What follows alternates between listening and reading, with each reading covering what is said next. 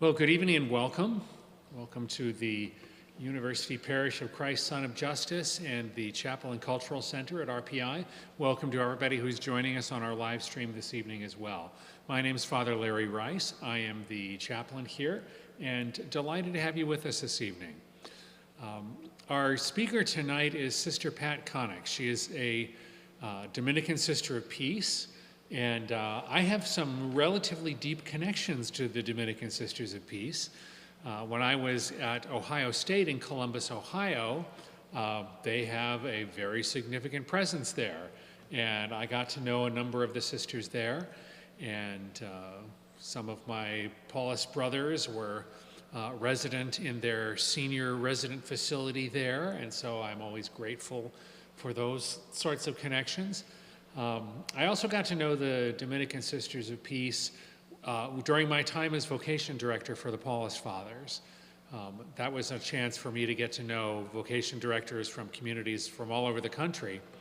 And so this past January, I was at the Focus Conference in St. Louis and wandering around the exhibit floor, meeting all of my vocation director friends, including Sister June, who's the vocation minister for the Dominican Sisters of Peace, and who was sitting in their booth talking to students and meeting people, but Sister Pat.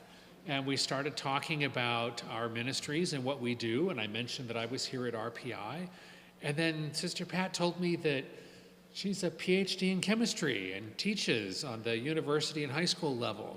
And she has a deep interest in the connections between science and theology. And I thought, aha.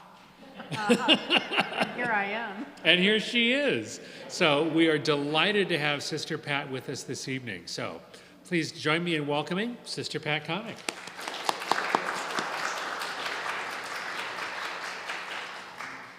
So I have the lavalier so I can wander around a little bit. I hope everybody was able to pick up the page of notes and the page for the Canticle of the Universe as you came in. If not, you can sneak out and get it at some point. You can't? No. Okay. So is there some way I can turn this up? Okay. So Kevin, I'll just keep talking so you can increase the volume a little bit. Okay. So tonight's topic is science and theology, seeing with both eyes. And so tonight, I would like to say this is not a discussion on systematic theology. It's not so much a study of history of this issue, but it's really about an experience of coming together and using the science and theology. So, yeah. I'm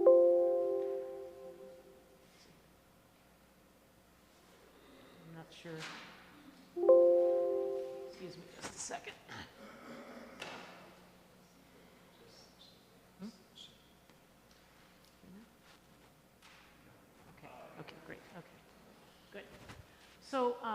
So I thought I'd just start a little bit, first of all, with the idea of science and theology. And I'm going to read some parts of this just because that way I won't go on and on too much. I know I have a limited amount of time, but I also have some videos I want to show you. I want you to be able to enter into some reflection and some discussion yourself. So I'm trying to really make sure that my comments are concentrated and meaningful, but I can't memorize them like that. I don't have a photographic memory. So.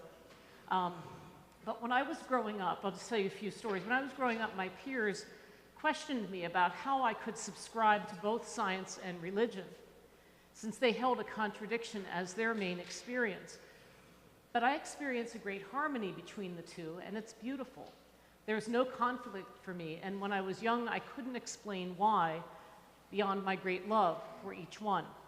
I just knew it was true to my deepest self.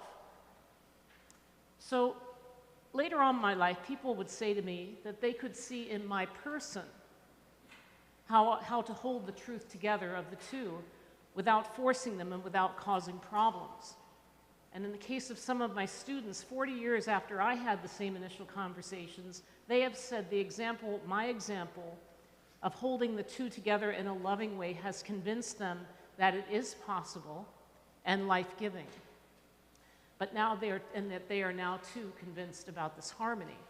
So one of the things that I've been doing is I've been teaching chemistry since 1982. And this is my sabbatical year to kind of retool myself in a new ministry, to go on the road and to make a presentation to high school and to college students about this idea of how to perceive the Trinity by your study of creation, how to recognize, as Pope Francis says, to read the creation in a Trinitarian key. You know, he talks about that in Laudato Si. And even St. Pope John Paul tells us in this quote, theology will have to call on the findings of science to one degree or another as it pursues its primary concern for the human person, the reaches of freedom, and the possibilities of Christian community, the nature of belief and the intelligibility of nature and history. The vitality and significance of theology for humanity will in a profound way be reflected in its ability to incorporate these findings from science. So I just begin with that, and I'll just tell you a real quick story about myself when I was in 4th grade. So I was my 8 or 9 or 10-year-old self, and I came home from school one day after reading a poem in our religion book.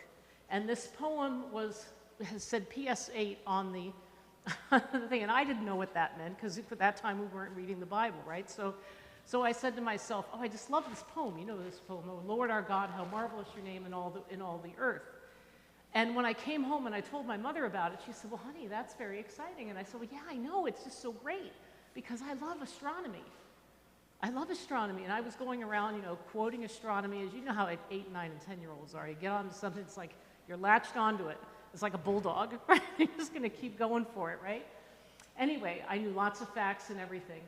But the point was, I said to my mother, where did that poem come from? And what is this PS8?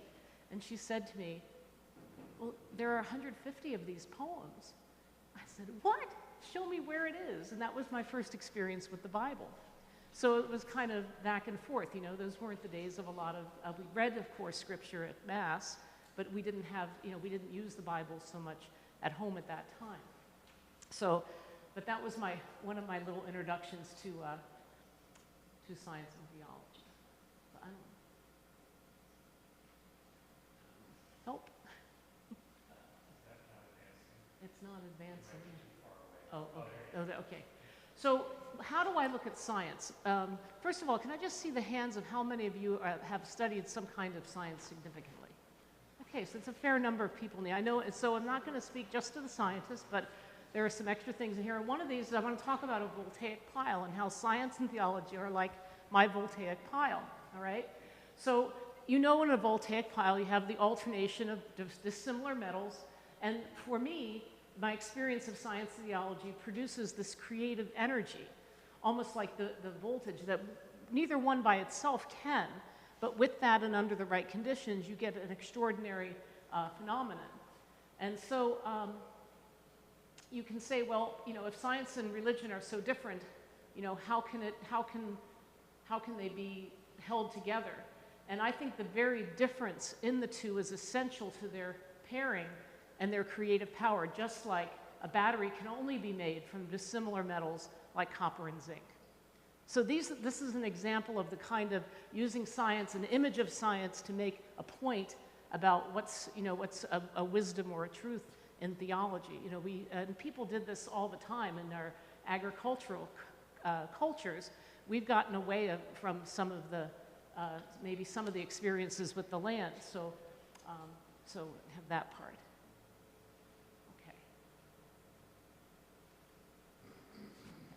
So there are two parts to this presentation. I think I buzzed through the other part, but this is the slide that had the summary.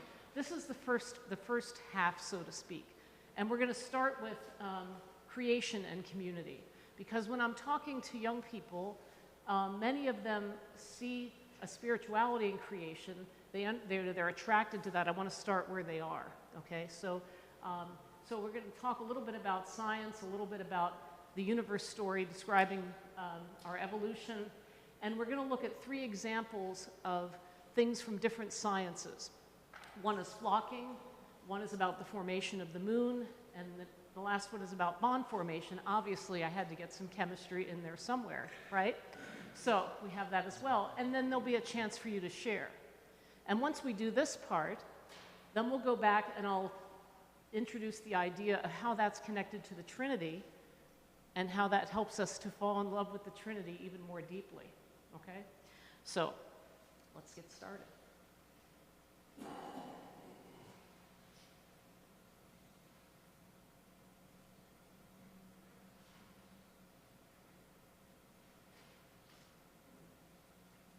Okay, there it is. All right.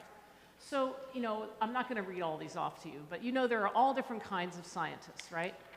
And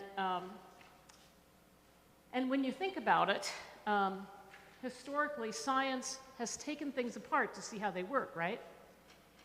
Pretty much. That's been, at least in the earlier days. So focusing almost exclusively on analysis.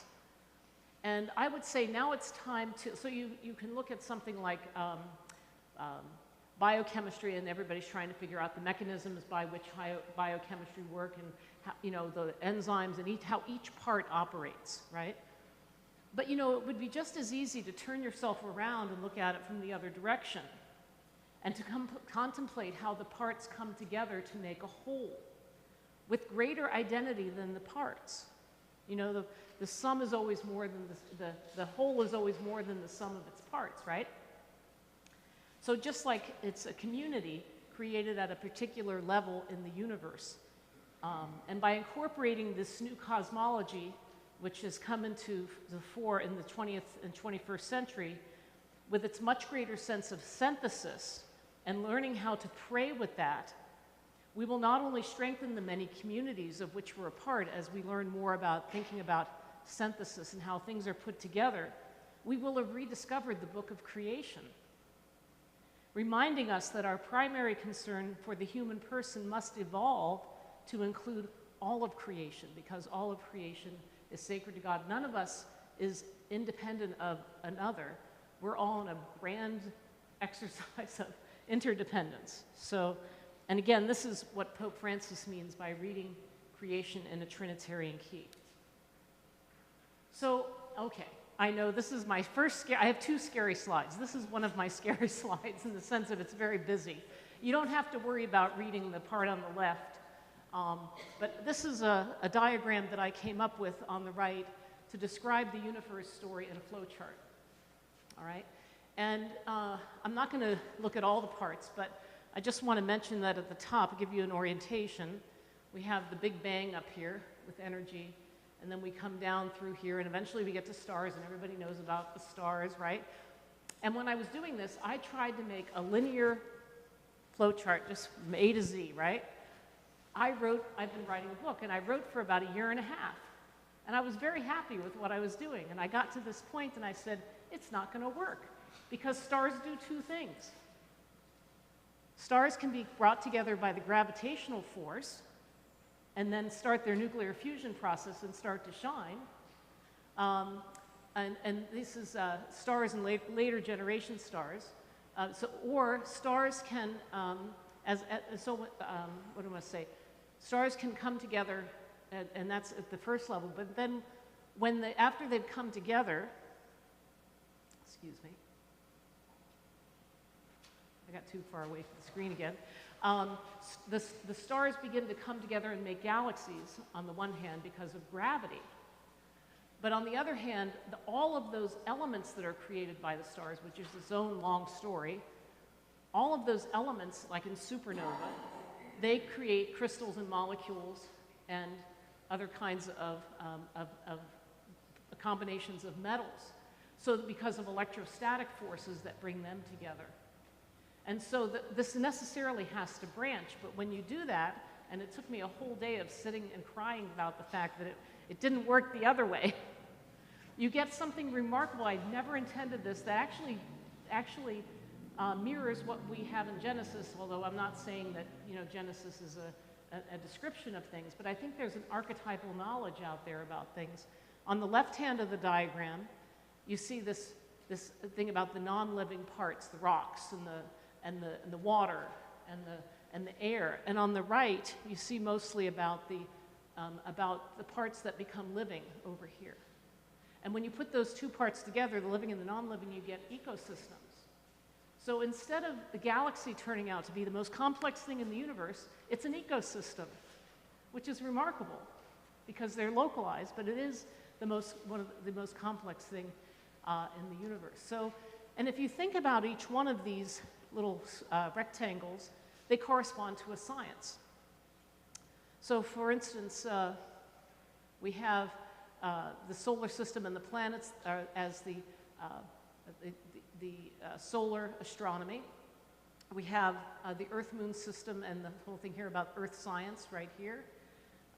And we have stellar astronomy up here with the galaxies and the stars. We have some branches of chemistry here with the crystals, molecules, and metals. How many people are really good with chemistry? How many people have ever taken a chemistry course? Okay, so we're going to talk a little bit about that later. We're going to talk about what this difference of crystals, molecules, and metals can tell us about our own lives and the things that we can think about in order to enter into community more deeply. And as you can see here, we go up, and pretty soon we've got organelles and cells, and you remember all those long names for the endoplasmic reticulum, right? Deoxyribonucleic acid, right? That's why they're abbreviated, because it's just so hard to talk about them, right? But we've got all those different parts, and now there are videos that you can show that you don't have to learn all those complicated names to appreciate what's going on. You can just appreciate it with your eyes and your ears.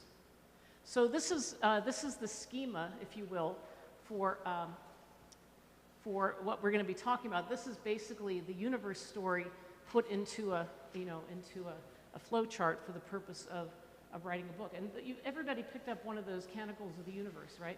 When you came in, take a look at it. Look at the front side where it says, "You big bang of glorious energy."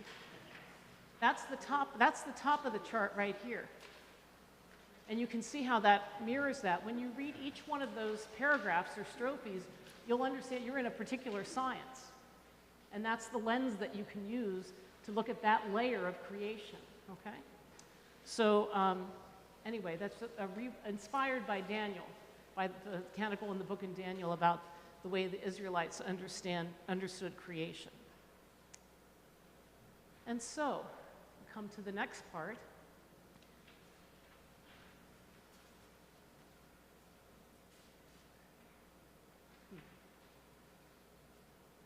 Okay, so I'm going to just show you what the slide is going to look like at the end when we're going to do 3 examples. But I wanted you to see what you might be thinking about as you're watching things, okay? So we're going to have a chance for you to reflect yourself, and then you can share in groups of 2 or 3 as you wish. And I'll indicate that when we get to it. But we're going to see 3 examples, and I want you to think about which one most resonated with you today, all right? And how does that understanding inform me about possibilities for my communities?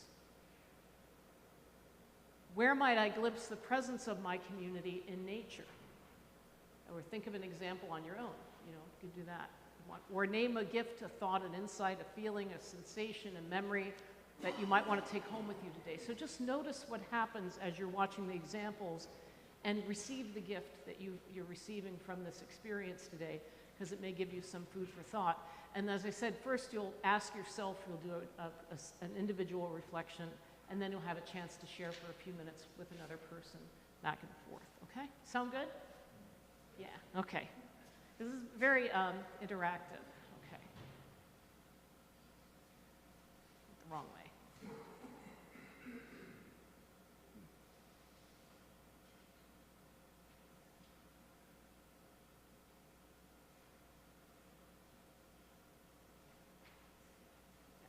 There it is, okay.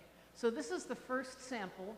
This is going to be about the flocking of starlings. How many people have seen the starlings playing at sunset? Okay. Well,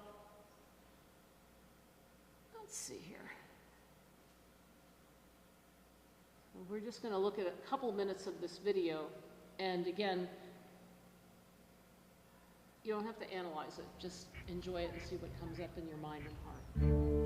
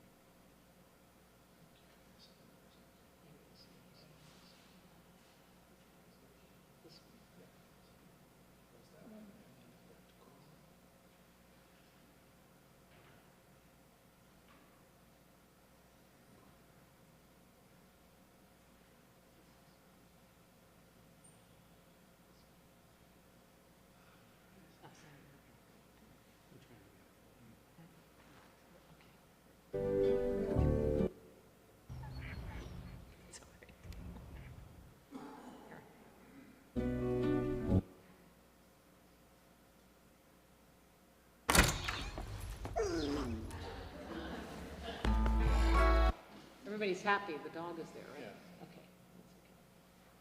Okay. We really did rehearse this before. Yeah.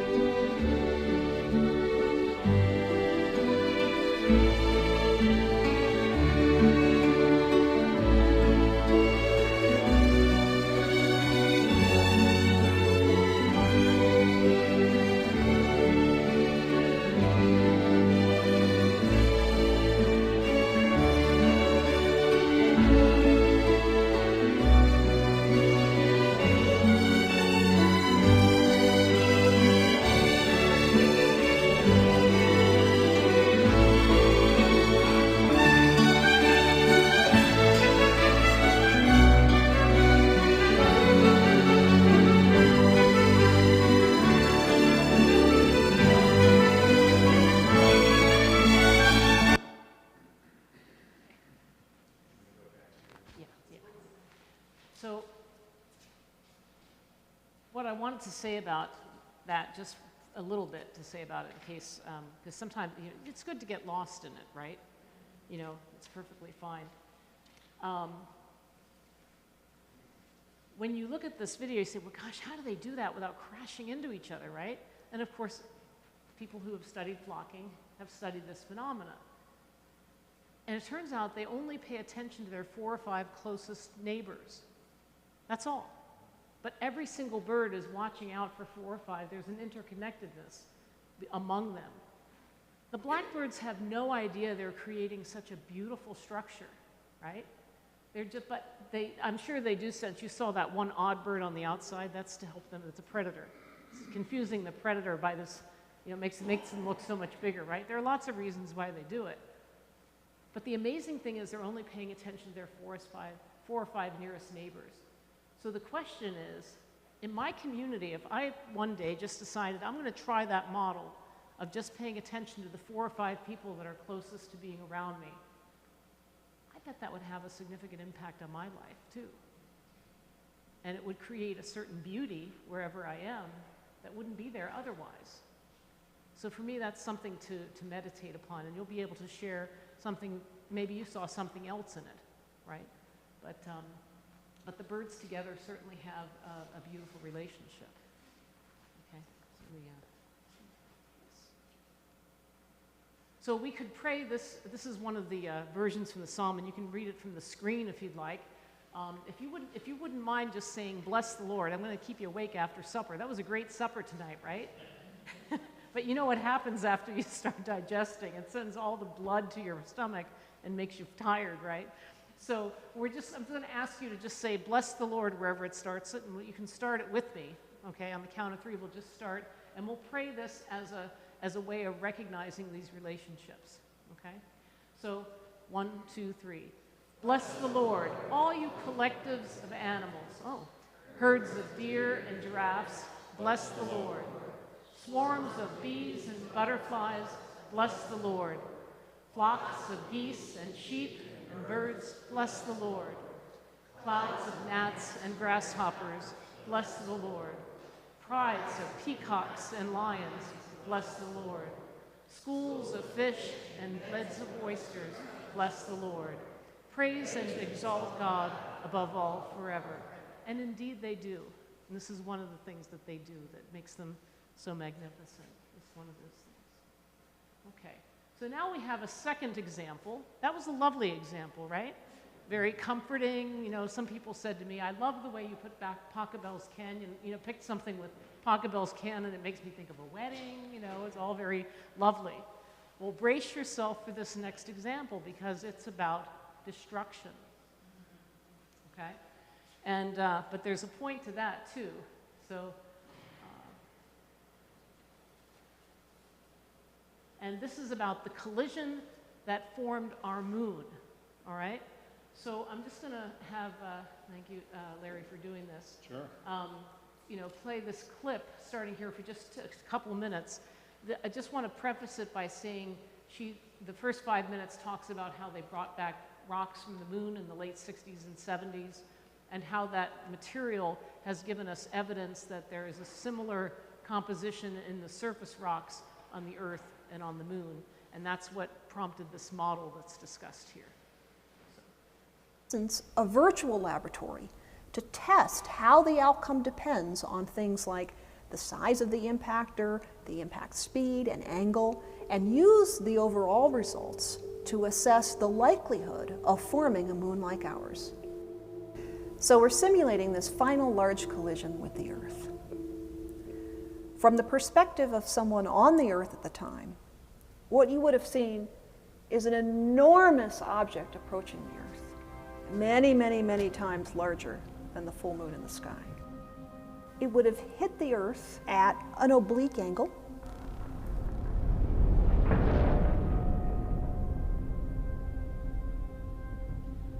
On a time scale of a few hours, an enormous shock wave from the impact would have propagated around the entire surface of the Earth. The vaporized rock from the initial impact point would have been ejected out and it would have flowed around the entire Earth.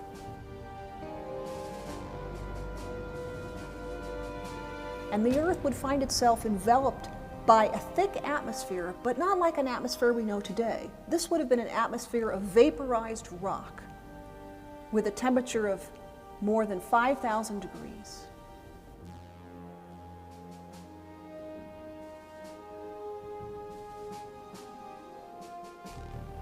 The momentum, the force of this collision, is enough to start the Earth rotating very rapidly. And so only hours after this impact, the Earth has a rapid rotation rate.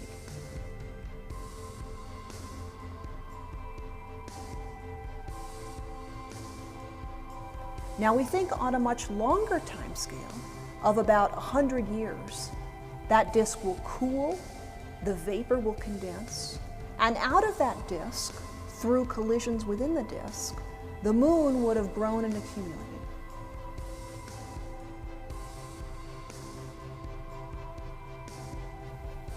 So although we think we have a good idea about how the moon formed, the exact details of this event are still being debated, and this is in large part a testament to how those samples that were returned decades ago are still.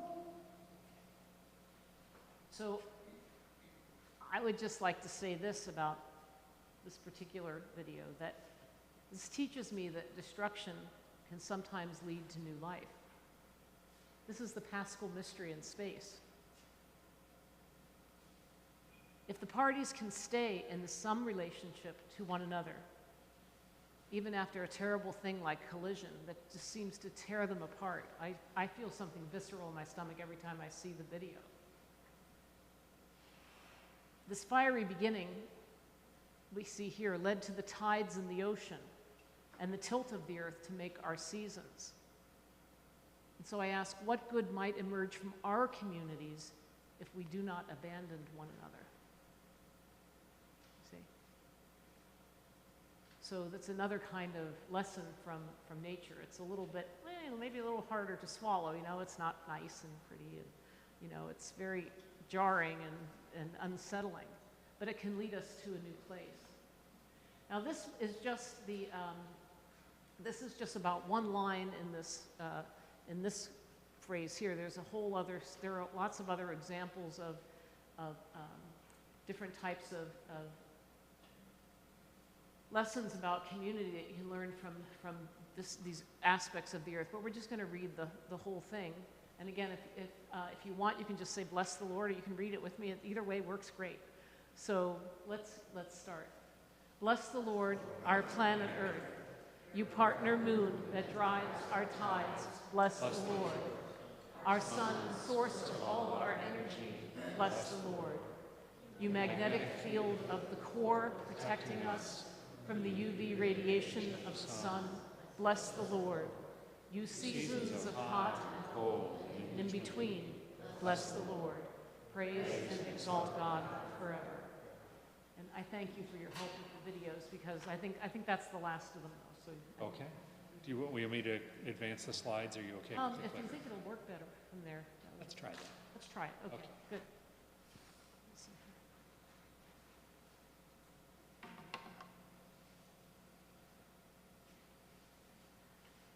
So now we come to a third example, the example of chemistry.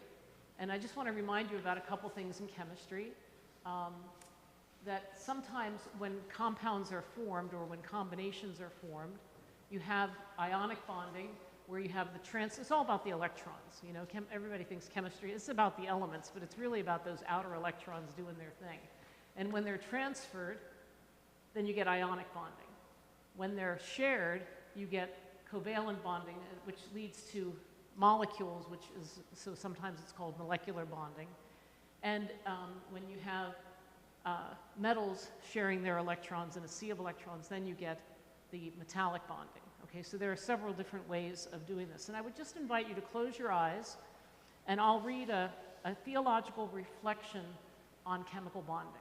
So it's a different kind of experience, not using a video, but just leaving it to your own imagination. So if you'll just stop and notice your breath a couple times, then I'll begin.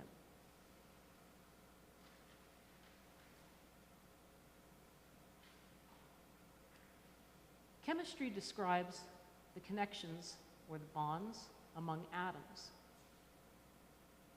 At this level, it is the sharing or exchange of the outermost electrons which facilitates an increase in complexity from smaller atoms to crystals, molecules, or metals. In this sharing or exchange of electrons, properties are completely transformed. As we will soon see, community at every level is transformative. The way electrons are either shared or exchanged among atoms, and how that leads to the creation of molecules, metals, or crystals, can remind us of the benefit for us as human beings to freely exchange or share our resources. For us, too, the possibility of greater complexity and new possibilities awakes. I don't know about you, but I'm good at donating that to which I'm not particularly attached to someone in need. I've been a very good giver, not so good a receiver, and I've become better at receiving what seems to be the extra from other people, especially if I need it. I do the transfer of resources to and from myself, an ionic process, quite well.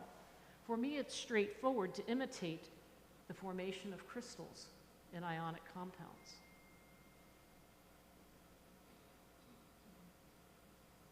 And look at me, I'm a sister. I suppose I'm not even okay at sharing what little I have with others if they put in a similar share, and none of us is particularly attached to what we're sharing, especially if there's an obvious benefit to pooling our resources towards a common goal. My instinct, and perhaps yours in a married relationship, is to follow the wisdom of the metallic atoms as well. But when I look what I'm attached to, hard for me to give it away. It's hard for some atoms to give away their electrons. They have high ionization energies, for those of you who remember that. They don't want to give those up. I'm accustomed to keeping extra for myself. My inclination is the opposite of sharing. It's hoarding. So it just makes me wonder, what new possibilities have I been missing because I haven't participated in as much sharing as some atoms do naturally? You know, when hydrogen and oxygen combine to make water, that's a marvelous thing. The wisdom of the covalent molecules remains to be more appreciated by me. There's a lot to learn from atoms besides academic chemistry.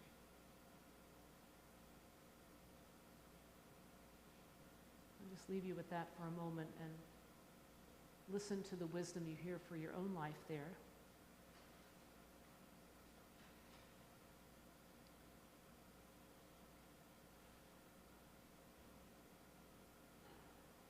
And as you come back, just take a couple of deep breaths in and out, and then open your eyes. Okay?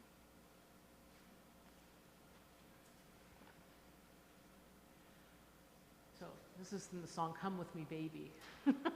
Come on with me, baby. Yeah. Anyway, we'll just have this short moment of praise here for this. Everybody bless the Lord, all you molecules that share electrons. All you atoms that transfer electrons, bless the Lord. All you metals with your seas of electrons, bless the Lord.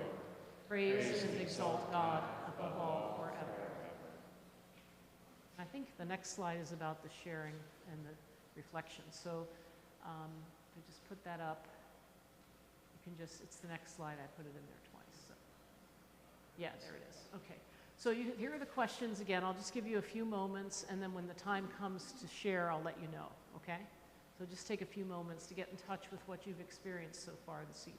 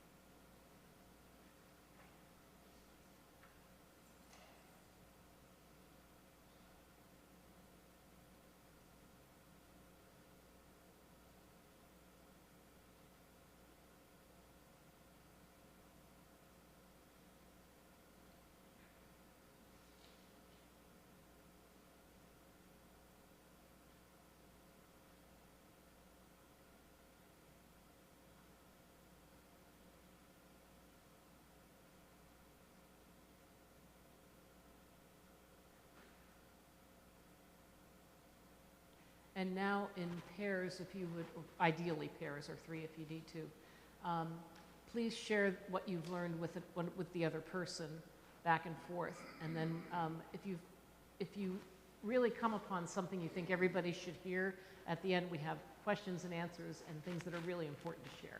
Okay, so we'll do that at the end. Okay, so go ahead and talk about that with the person probably sitting next to you. I could talk with you if you want. If you don't want to talk, it's okay too. Would you like to just think about it yourself?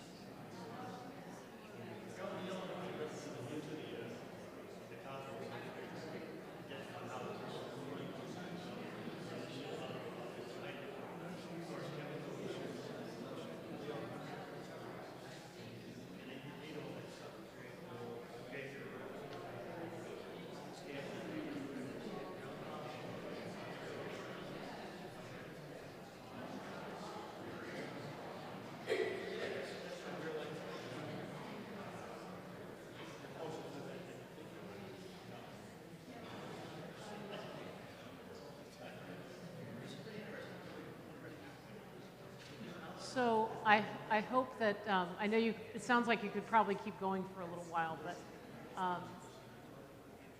make sure you save that best thought for when we talk at the end, that you might want to share something with us, you know, depending, or you may have just had a great conversation. Either way, okay? So, oh, you will? Okay, great. I don't know. Let me see. I'm going to try this. Yeah. Yeah, I don't know. Oh, wait, there it is. Oh, you got one. I got it, but now it's gone. Oh, well. I don't know what I did. There it is. Oh, okay. So now the second part of the talk, Trinity and creation. And this is a beautiful icon by Rublev, you know, with the three persons of the Trinity. So first, let's just talk about the relationship of our Creator Trinity is reflected in every pair of adjacent levels and what that means. So I don't know. It's really still sticky. I don't know. Yeah, I could just shoot me a look and I'll advance the Yeah. slides. Okay. I'm shooting you the look as I can. Okay. Oh, here it is. Okay. There it is. Yeah. Okay. Good. I don't know. So again, this is that busy slide that we had from before, right? But if you look at any adjacent level, and let's just we're going to start down here just briefly with organs and organisms, because the thing to start with is yourself, all right? And this is actually a couple different levels here. Whoops. That's operator error there. I don't know what's going on here.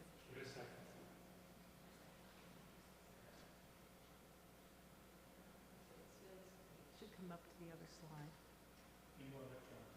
Yeah, come on, electrons, let's go. I don't know.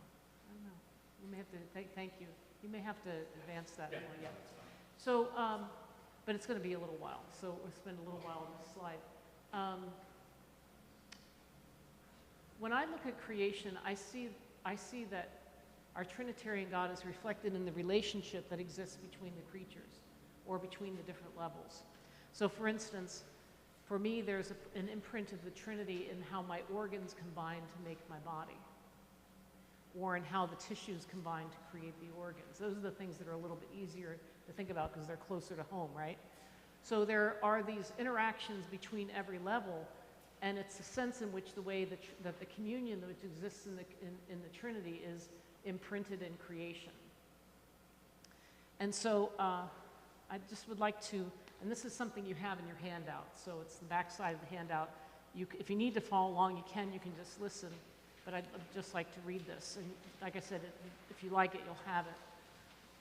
So as Catholics, we believe that God the Creator has always been in the beginning, is now, and ever shall be, world without end. God is eternal, you know, really outside of time, but that's how we try to describe it.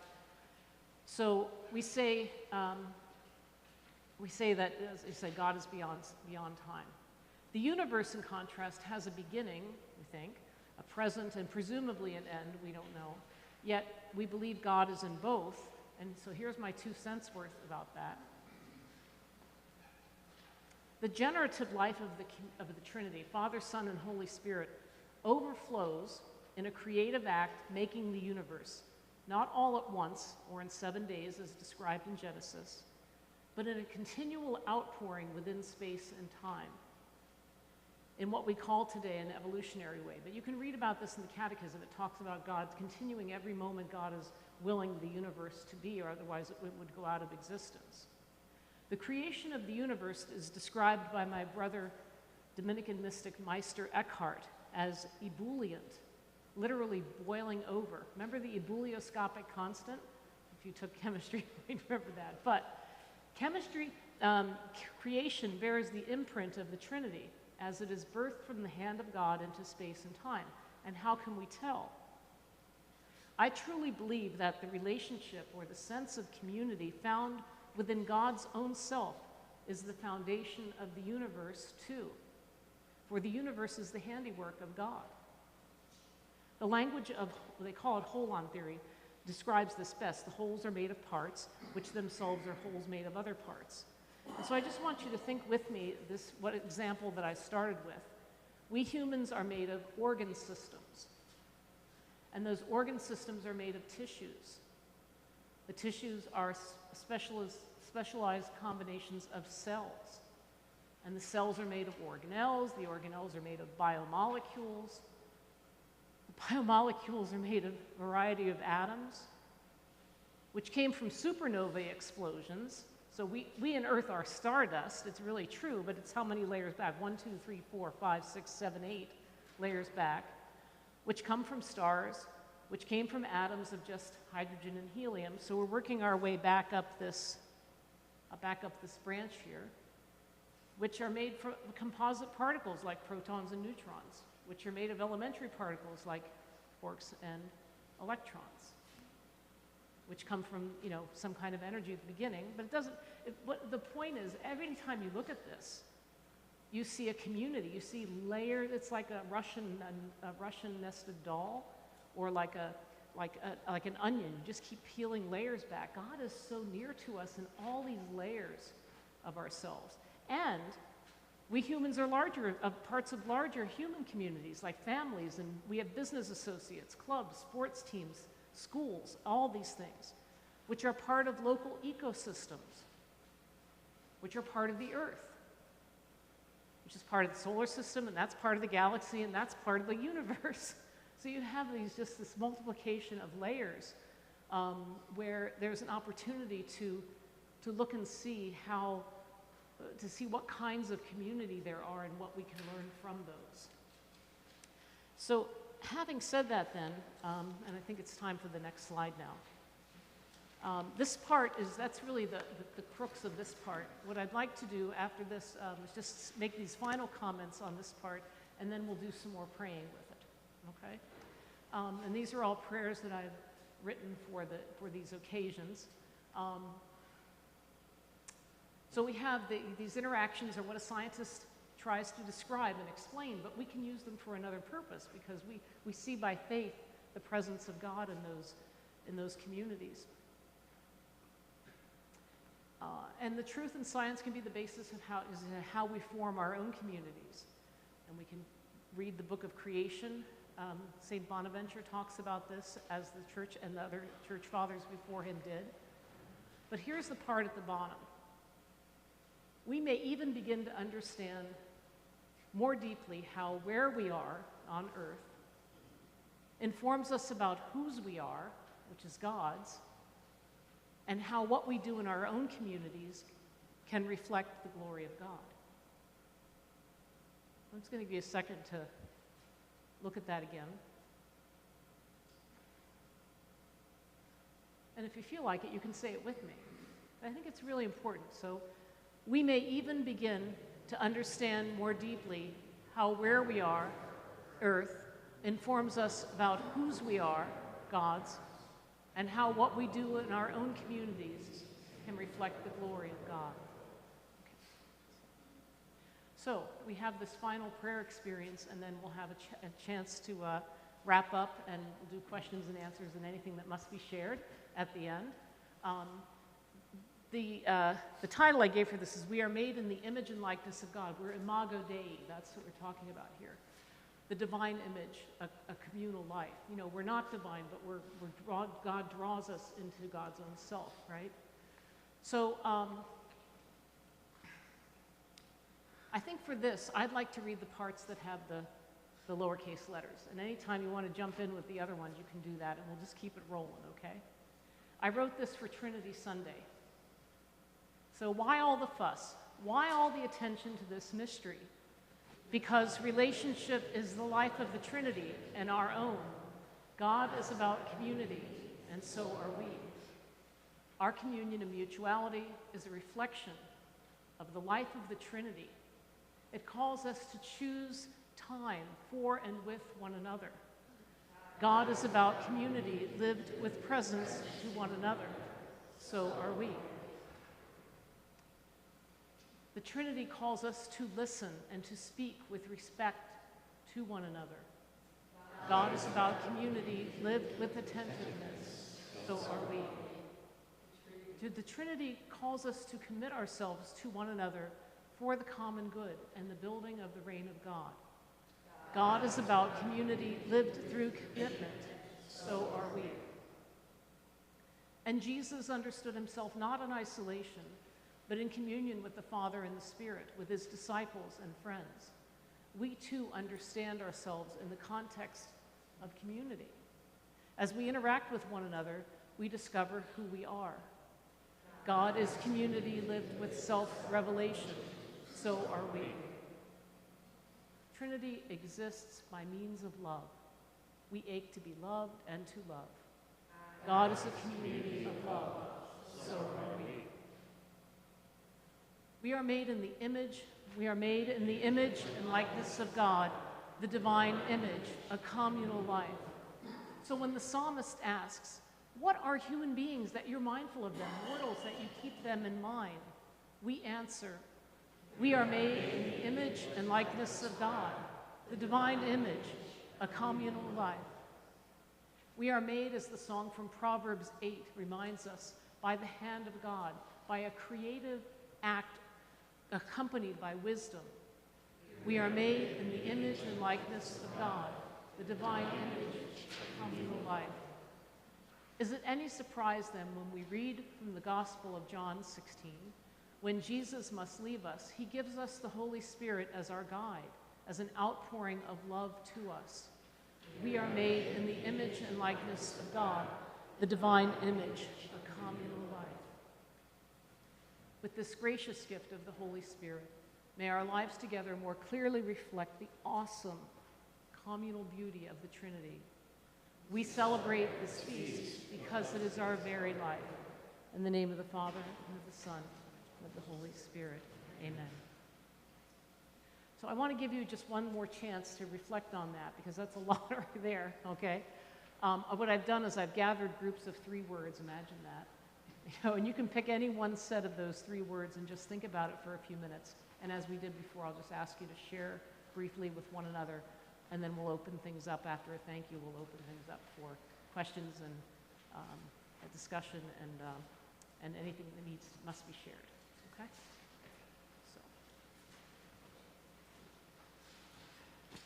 So please feel free to discuss.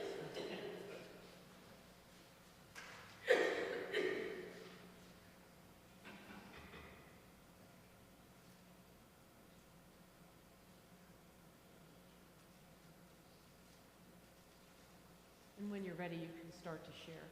And then let's go with that. If you need a few minutes.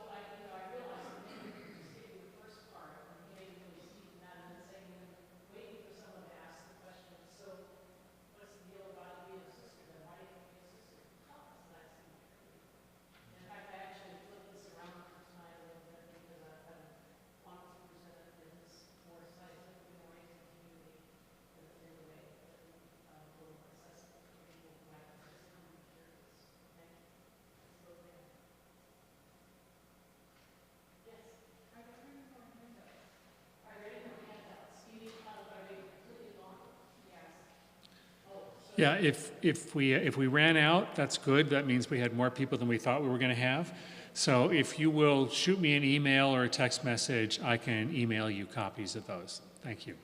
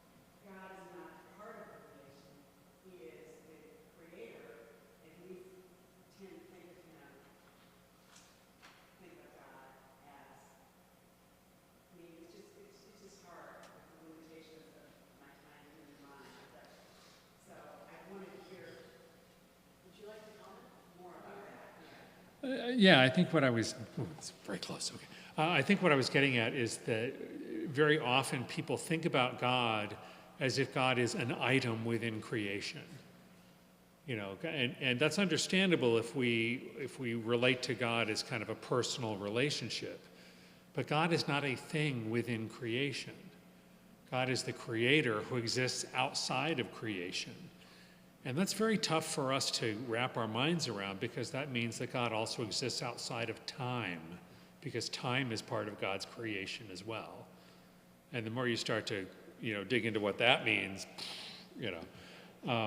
So in some ways, God is always going to be incomprehensible, because we cannot think outside of our own framework, which is within creation and within time. But we can see all of these reflections of God's nature that are embedded in creation, and we also have Jesus Christ to relate to, who is God, who has chosen to enter into creation in the same way that we do. So the fact that God is outside of time and outside of creation doesn't mean that God is not relatable, because he chooses to relate to us on all kinds of levels. Thank you for coming to my TED Talk. Yeah. I would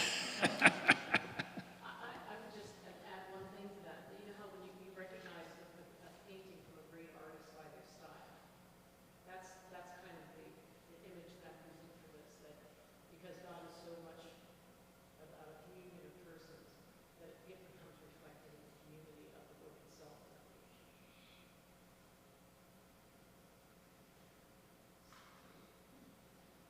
Anybody else?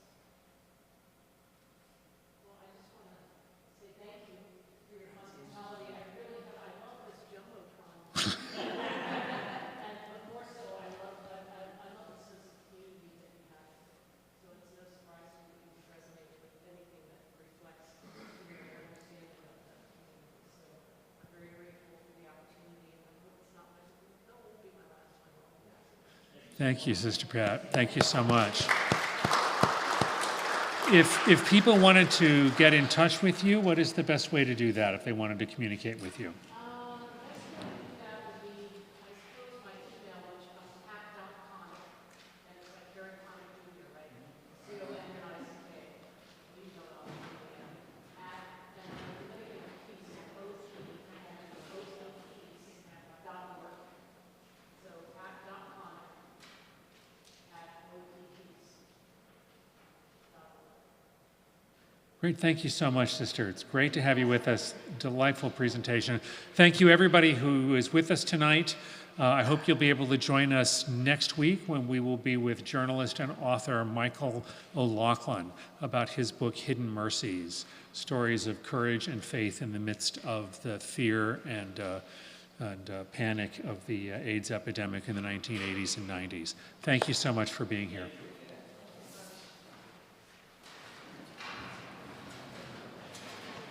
Thank you very much. Yeah, sorry, turn that off. Stop listening. I'm super careful about that, but every once in a while it always gets me, Okay, I will take that. You can go out and chat with folks if you like.